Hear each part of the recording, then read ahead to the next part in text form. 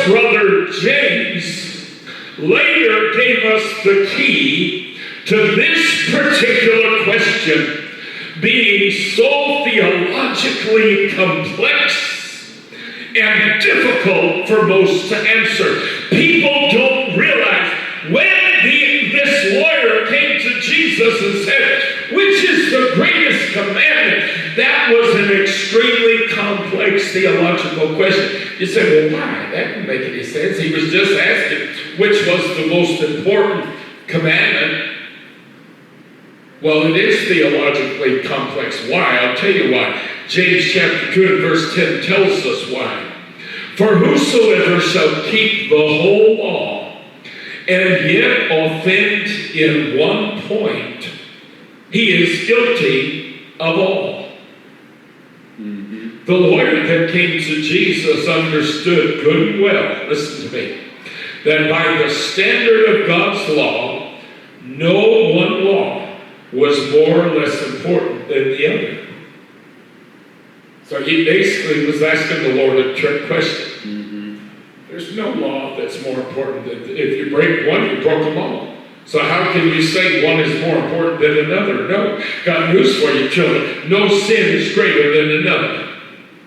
This baloney that you hear about in so many churches today, and they act like homosexuality is the greatest sin on the planet, is a bunch of bull. It's a bunch of garbage. Because by God's standard, sin is sin, period. Sin is sin. Okay? So if it is a sin, if it were a sin, the reality is it would be no greater a sin than any other sin. Because to offend at one point of the law, you are guilty of all. Every law stood in equal weight to the next. So his question was strictly meant to embarrass and humiliate Jesus, as he might fumble around to try and offer an answer.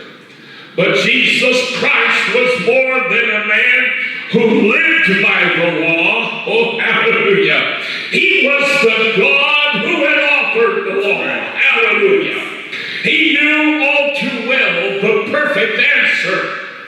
If you keep these two principles, you will in fact fulfill all the law and the prophets in doing so. Our relationship to God and our relationship to our fellow man is how the Ten Commandments themselves were divided into two categories.